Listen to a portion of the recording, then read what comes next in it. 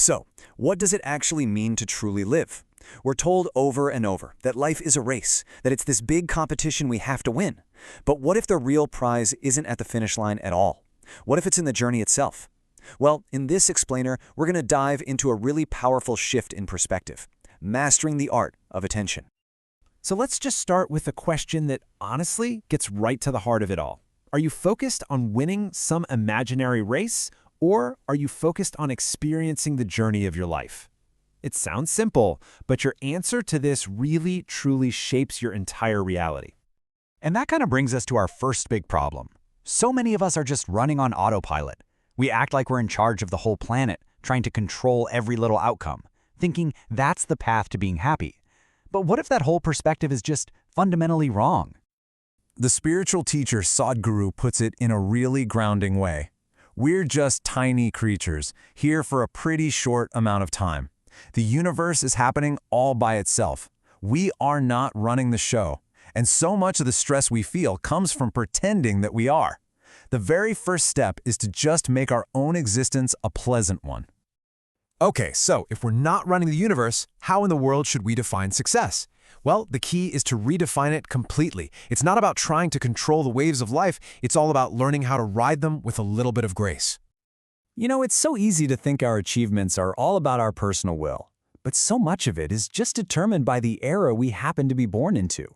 Think about it. 5,000 years ago, you wouldn't be writing software. It just wasn't an option.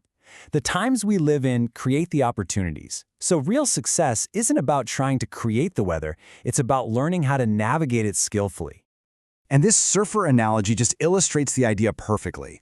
First, the waves come. Life is always going to send challenges, big and small.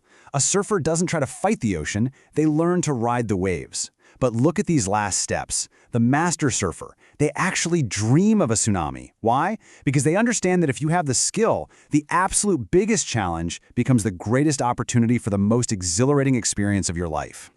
And developing that kind of skill, that ability to ride whatever wave life throws at you, well, it all comes down to one core thing. It's not about how much you know, it's about the quality of your attention. And this is where most of us get it wrong, and it is a total game changer.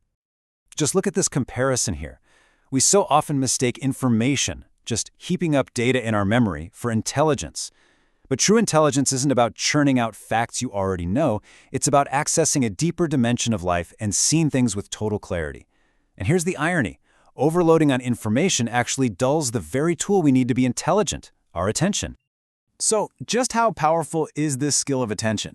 Like, for real. Let's look at a story from history. There is one simple skill that allowed Andrew Carnegie to build one of the biggest fortunes the world has ever seen. What do you think it was? It was just this: 5 minutes. See, when the US government investigated Andrew Carnegie, they couldn't find anything he did wrong. So they just asked him, "What's your secret?" And his answer was just shocking in its simplicity. He said, "I can keep my mind focused on something for 5 minutes at a stretch." The senators, they just laughed. They thought it was easy. But when they tried it themselves, they couldn't hold their attention for more than a few seconds. Carnegie basically told them they weren't even fit to run the country. That's the power of a steady mind. But, and this is a really important but, there's a crucial distinction to make here. We often confuse focus with attention. Think of focus like a flashlight beam. It's narrow, it's intense, and it's aimed at one specific thing. We use it when our general awareness is weak, but attention is like a light bulb that illuminates the entire room. It doesn't discriminate between good and bad, it just lights everything up. It is the foundation of all perception. Without that broad attention, in your own experience, nothing truly exists, not even yourself. So if we can cultivate this state of broad, keen attention, it completely changes our perspective on life. We start to realize that, wait a minute, it was never meant to be a competition. It's not a race. I mean, let's just think about this logically for a second. If life is a race, what's the goal? To get to the finish line as fast as you can. And what's the finish line? The crematorium. All of a sudden, the idea of winning the race seems pretty absurd, doesn't it? This is not a race you want to win quickly. So if it's not a race to be won, then what is it? Well, this brings us to the final and probably the most profound takeaway of all. It's about understanding what our greatest privilege is as human beings. Our significance isn't in what we achieve, it's in our capacity to experience. Our ability to perceive life in more vivid and profound ways than any other creature on this planet, to enjoy the bounty of life, to know that we exist, to simply be.